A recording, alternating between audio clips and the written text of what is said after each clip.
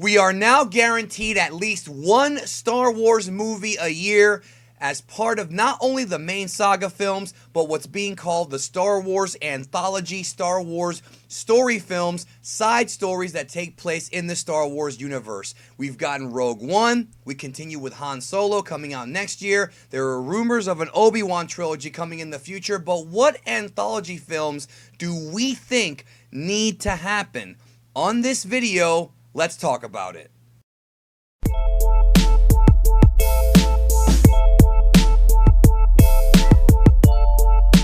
Ever since Disney bought Star Wars, the possibilities are endless for movies that could come out after Episode 9 and going into the future. And like I said in the intro, we're guaranteed at least one per year. But what kind of movies do we want to see in the theater? What kind of Star Wars films can they add to the collection of anthology films that we already have? Well, on this video, we're going to give you 5 out of 10 anthology Star Wars films or Star Wars stories that need to be seen on the big screen. And if you want the other half of this list, head on over to Dash Star's channel. It's going to be on there. I'm on there. You're going to get 5 over there, 5 over here. So let me introduce the Exalted One himself, joining me to talk about this. Hello, Dash. Greetings, Exalted Ones. I am very excited to talk anthology films. We all have opinions, very strong ones, and I've got my own. So thank you for having me on. Absolutely, man. And the second half of this is going to be over on your channel, and I'll be joining you there. And all you guys, when you get done watching our video here, leave comments and let us know which one of our ideas you liked, and let us know which idea you think should be made to an anthology film. So I want to start out with my first one. Again, in no particular order. This is not a countdown. It's just ideas. I want them to do the origin of Yoda. I think Yoda, from the minute we all saw him as kids in Empire Strikes Back, he's had such a mystery to him.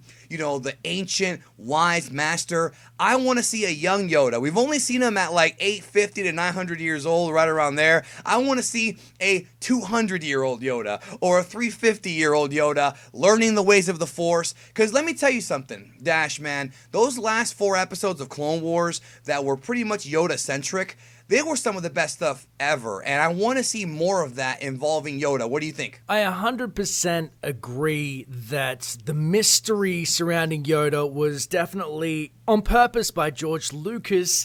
It felt like a little bit of a backslap because he's such a prolific character, and you realize that with his advanced age, you know, centuries of Jedi training, what did that look like from the start to the end point, which is what we've jumped into his story basically at the end of his life. What are the trials and tribulations that shaped such a formidable Jedi Master? We deserve to know, we want to know, and I don't think that just having him enshrouded in mystery can do him justice. Yeah, I agree, and there's all kinds of comics and novels, but I want to see an actual movie. I want Frank Oz to be there. I want a mixture of puppets and CGI. I want it to look really nice. Now, my next one is one that I think they can still do, but they might want to do it soon. And this is The Adventures of Obi-Wan and Anakin. There's a comic series already out that talks about this, but basically I want to fill in that time gap in between The Phantom Menace and Attack of the Clones. Ewan McGregor's still pretty young. He can rock the Jesus beard from Attack of the Clones. Of course, Hayden looks exactly the same as he did 10 years ago. So I think they could still make this movie, and really what I would want to do with this film, Dash, is I want to really see their friendship and their bond.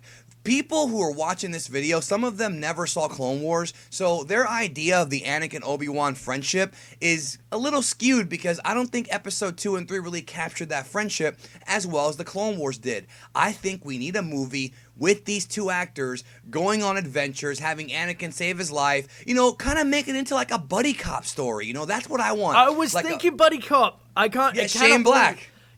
This is perfect. This is the perfect thought. Everybody who sees Obi-Wan and Anakin interact, and like you said, in the like we get more in the comics, or especially the Clone Wars.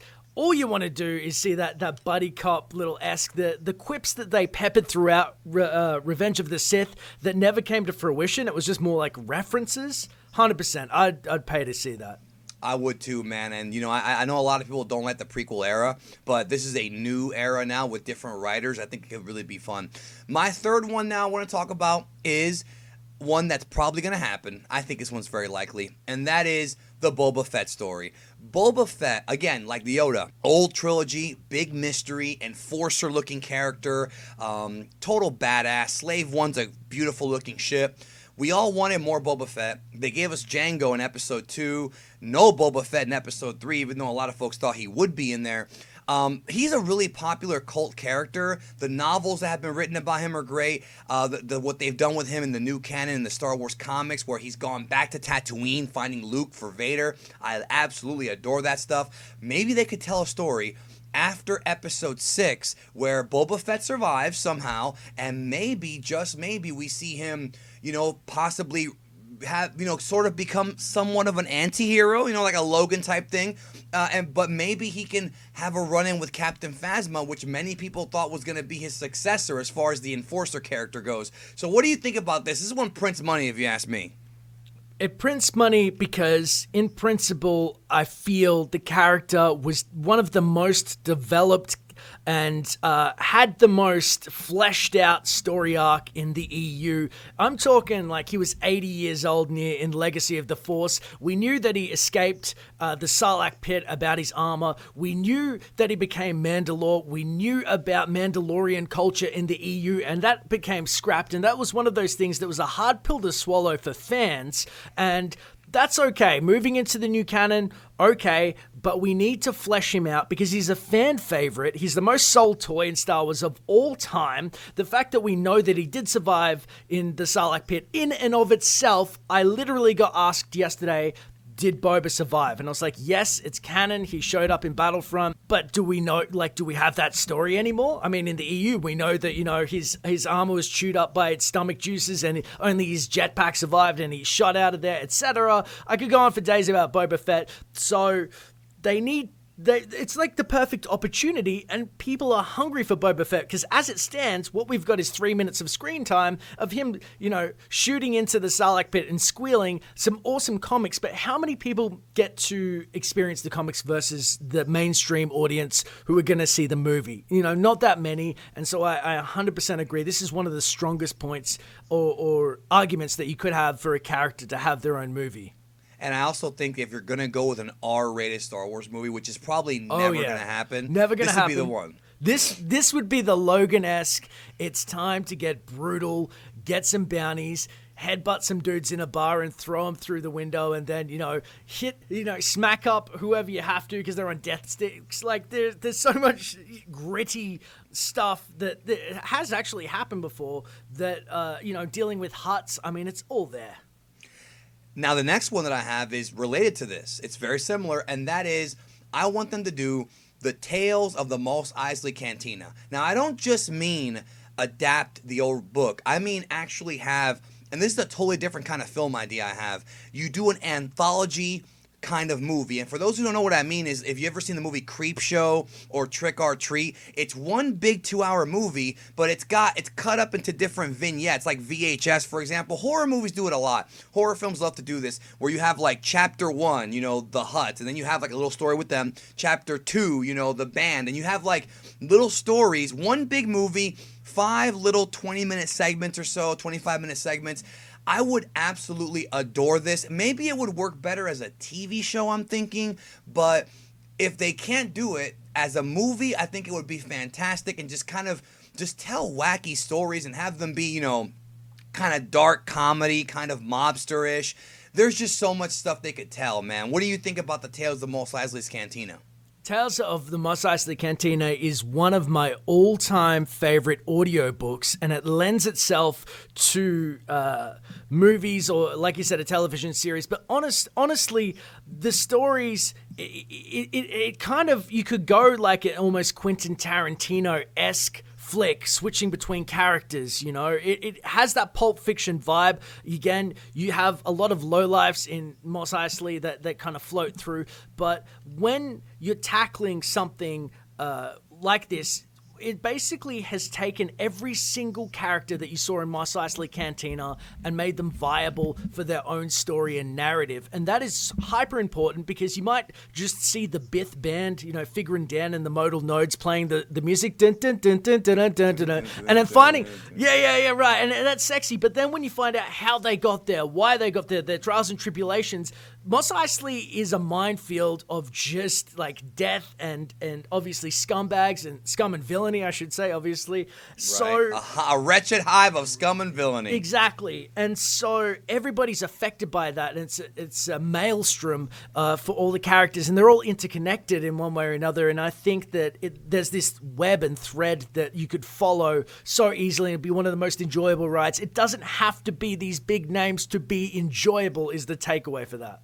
That's right, and I think it'll be a fun movie to watch, and I think that it would be a totally different kind of movie. I mean, if I was directing it, which I won't, but if I was, I would have some fun stuff. Like, I would open up with a crawl, and then have halfway through the crawl cut to the Mos Eisley Cantina theme just to screw with people. Like, that would be so awesome, just like you tell the audience, this is Star Wars, but it ain't a regular Star Wars movie. It's going to be more fun. So, my last one, again, no order. This is going to be kind of more of a direct book adaptation, so the chances of it happening are pretty slim because they almost never do stuff like this, but I think the story's too good.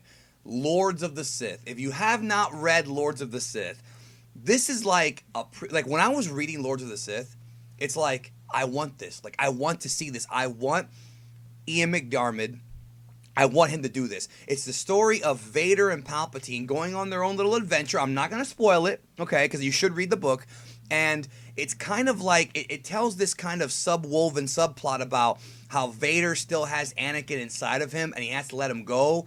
And it's such a great development for both Vader and for Palpatine. Like, Palpatine pretty much puts him on this, I don't want to spoil it, but this kind of like this little mission. I just love it. I want to see more of Vader and Palpatine, and I hate to say it because they're evil characters, but I want to see their bond because they really do have like a father-son type of bond, and I think seeing that on film would make the turn at the end of Jedi mean more. So what do you think about them adapting this into a live-action film? I think that anything that deals with the Sith's perspective and how they function on a core level, not just being some one-dimensional bad guy, not that they are, but you cannot grasp a character's motives until you step into their shoes. And Lords of the Sith do that brilliantly. Darth Vader's, like you said, motivation, his struggles are very real. If you loved the last 5-10 minutes of Rogue One, Vader slicing up rebels, you're going to love Lords of the Sith. But imagine from his perspective. Imagine, or from, they really tackle it from both sides where you realize who he is, what motivates him, but also what he looks like on the outside and how different those two opposing views are. It's absolutely insane. And they do have these more, I guess, little subtle moments where they're speaking in the Sith language and you find out, hey, there's so much culture behind the Sith that is peppered throughout that which you're just not exposed to naturally. I would love to see it. And for those who don't know, it is canon. It is part of the new canon, and it takes place after Revenge of the Sith, but before Rebels. So it'd be a good little bridge right there. Maybe you could see some cameos from some Rebels. Maybe Rex could make an appearance or something. I mean, who really knows what they could do, but I want to see it. Thank you so much, Dash, for being here. If you guys want the second half of our little 10 anthology films that need to be made by Lucasfilm, head on over to Dash Star, one of the premier Star Wars channels in the world, in the earth, in the galaxy. Screw it. And of course, let us know down below your ideas and what you think about our ideas. Head on over there right now, and may the Force be with all of you always, brother. Always.